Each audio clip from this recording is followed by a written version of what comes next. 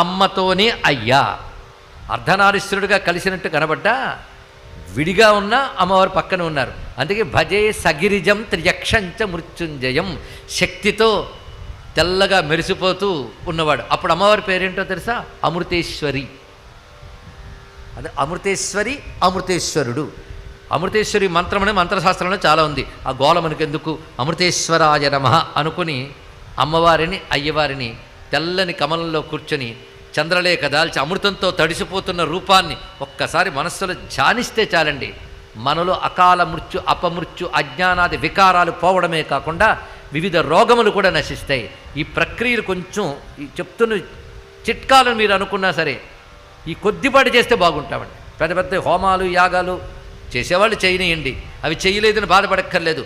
ఒక మూల ప్రశాంతంగా కూర్చొని ఆ మృత్యుంజయ మూర్తిని ధ్యానించి మృత్యుంజయ అన్న శ్రీ అమృతేశ్వర